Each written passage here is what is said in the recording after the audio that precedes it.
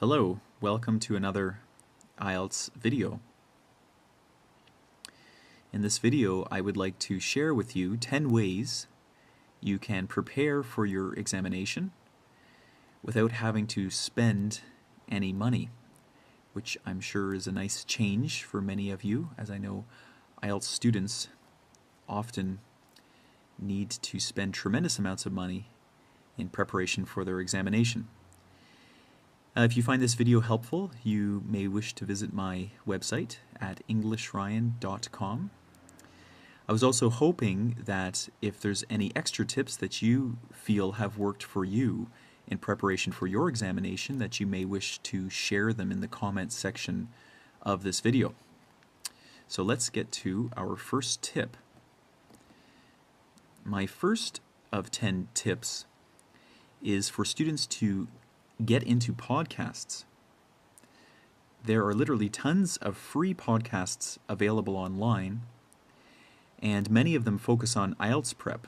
Now, if some students don't know what a podcast is, it's a recorded audio stream that you can sign up for, and often a podcast will issue new lessons or new audio listening files every single day.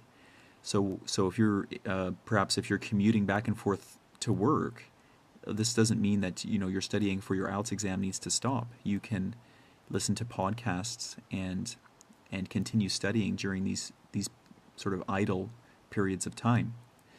Now, a podcast that there's many good podcasts, but one I'd recommend is the one that's offered by the British Council.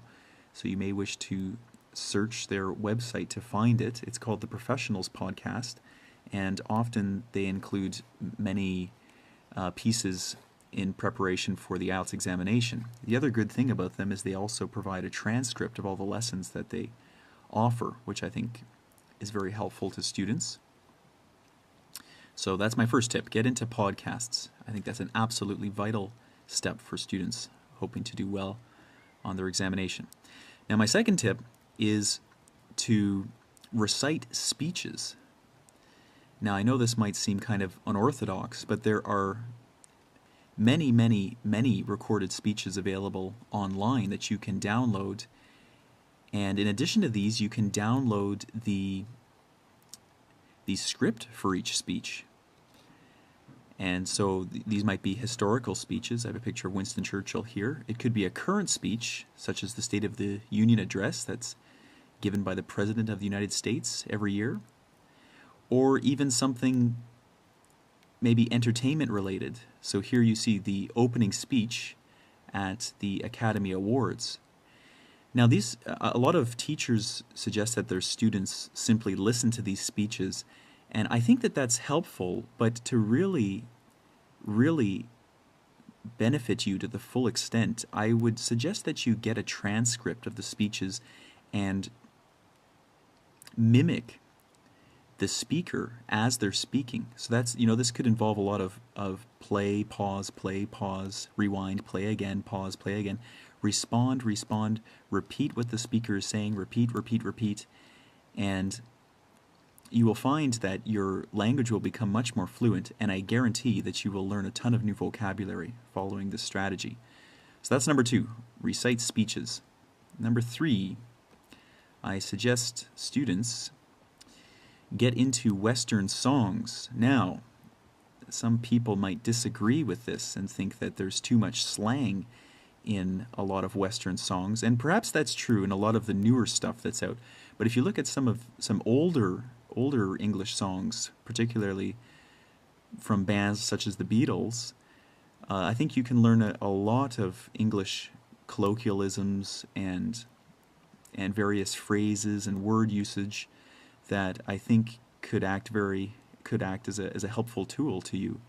Now, this would also involve downloading the lyrics and following along with the songs, but I think that this is also a good step and a good study strategy to help you master some new areas of the language. So that's number 3. Now let's move on to number 4. Okay, now this is a tip that was given to me by an IELTS student that I had, and I think it is an excellent strategy. And this student had impeccable speaking, and I had asked him at one point, why is your speaking so good? And he told me, he said that he watches movies, and I said, well, you can't just be watching movies. Lots of students watch movies, and their speaking is not nearly as good as yours. And he said that he downloaded movie scripts, and he would choose a character in the movie, and he would role play that character as he watched the movie, which I thought is a very creative, a very effective way to practice your speaking on a variety of topics. So I pass on this tip to you, that perhaps if you're one evening you're planning to practice your speaking, and perhaps you don't have a speaking partner, and maybe it's a Friday night, and you're a little bit tired because you've been reading books all day. Maybe just get a movie, download the script for that movie, and follow along. Read after the characters. Rewind, read, repeat, rewind, read, repeat. Do this over and over and over again, and once again, I guarantee that your fluency will improve. Excellent tip that was given to me by a student in Dubai. Okay, tip number 5. Start a language log. Now, a language log is not the same thing as a vocabulary list. Personally, I think vocabulary lists are often a huge waste of time. I know that maybe that goes against what perhaps your other IELTS instructors have taught you, but I find students that just make a simple list of words, and beside that list they put a translation of each word into their native language. It's a big waste of time, because what happens is students, they might memorize a single word, but they don't memorize how to use that word. So to give you an example,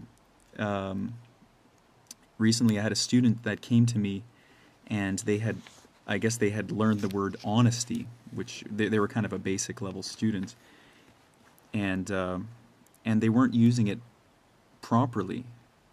They were I can't remember how they were saying it, but it was very difficult to understand what they were saying.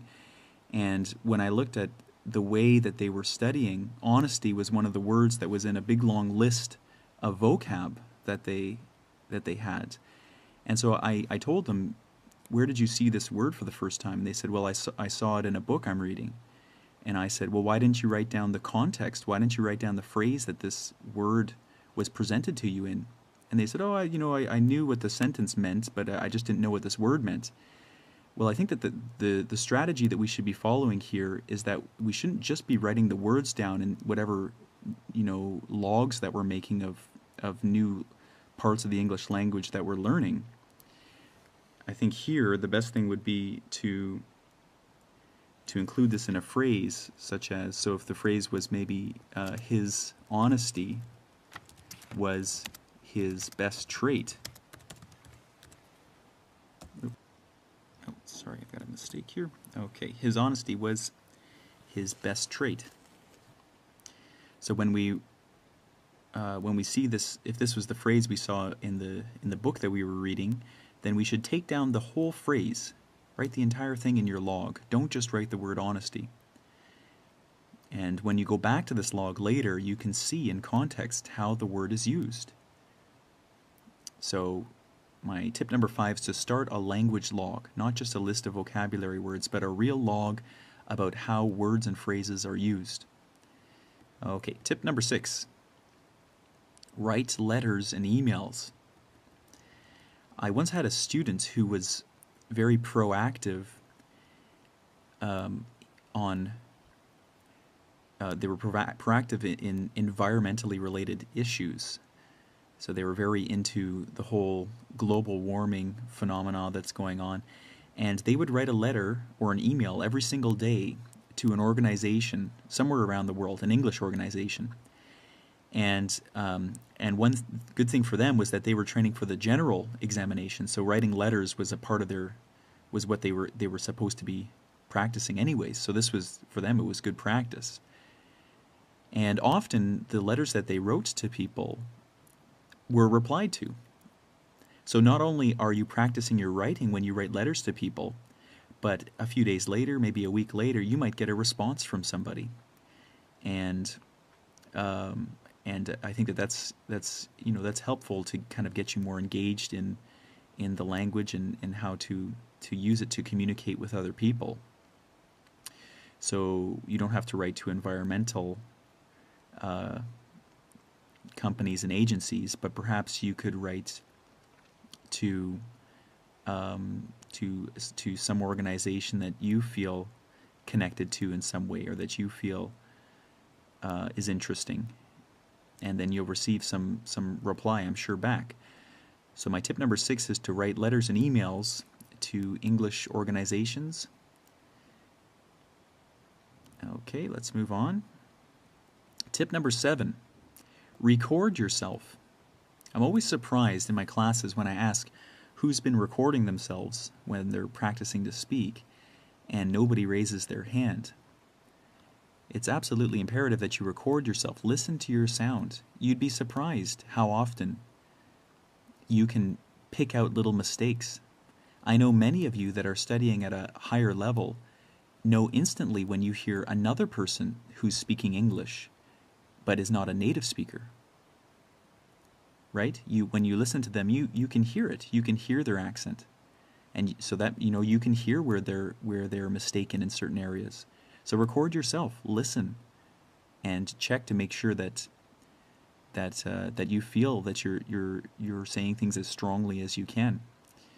You may also try to record yourself, saying perhaps a speech, like we said before, and then you can listen to yourself saying the speech and compare that to the original speaker, and to see perhaps where there is areas, perhaps where you should be putting more stress in certain areas, or other areas where you're not pronouncing things quite as accurately as you should be. So record yourself. That's tip number 7.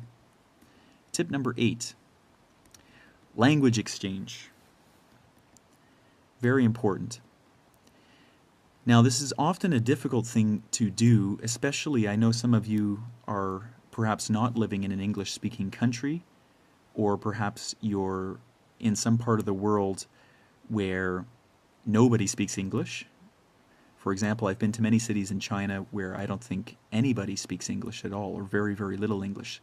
Now, if you're the one student in that city who's studying for their IELTS exam, of course you're going to find difficulty performing a language exchange. But there's a number of tools that can help you.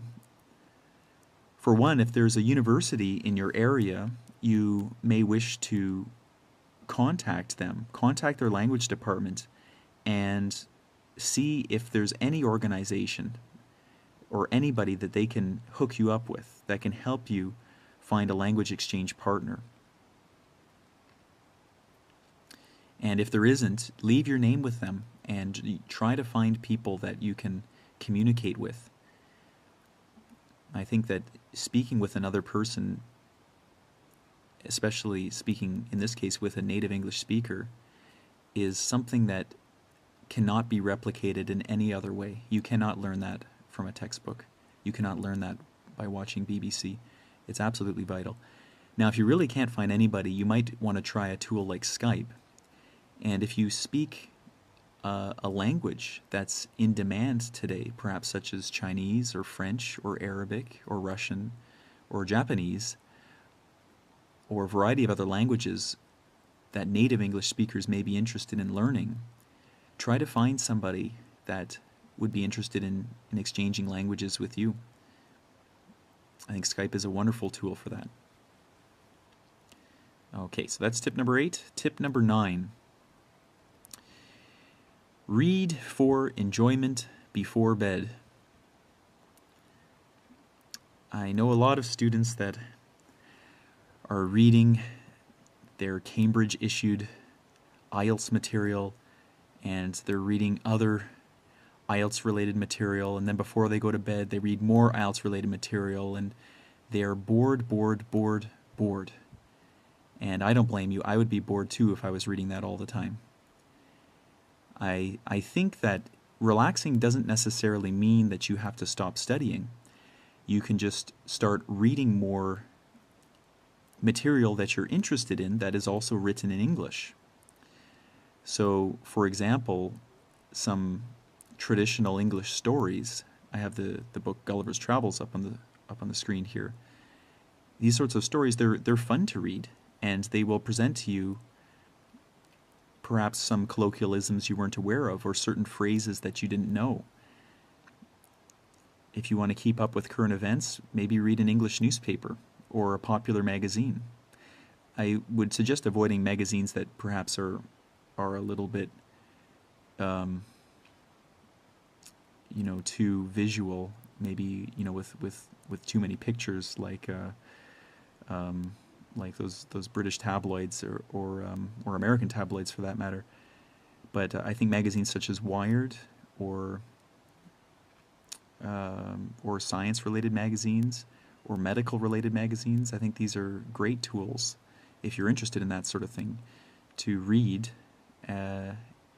during your relaxing time. So read them before you go to bed. Tip number 9. Finally, tip number 10. Learn to play Scrabble. Now, I guess I don't really mean to go... I mean, you could, if you wanted to, go out and buy the Scrabble board and learn how to play Scrabble. But I think that even just, if you were on the internet and you wanted to take a 5-minute break from studying, don't watch some waste of time video that you find on YouTube. Watch a video perhaps about Scrabble. It's fun. You'll learn some new words. It's a great way to increase your vocabulary without wasting time while you're taking a break. I think there's a number of videos on YouTube actually. If you just type in Scrabble, and you will find people that are playing the game, and you can look through the words that they've put on the board, and perhaps some of them are new. So my tip to you when you want to take a 5-minute break is to watch a video about the game Scrabble. So those are the top 10 tips that I can give to you that do not cost any money at all.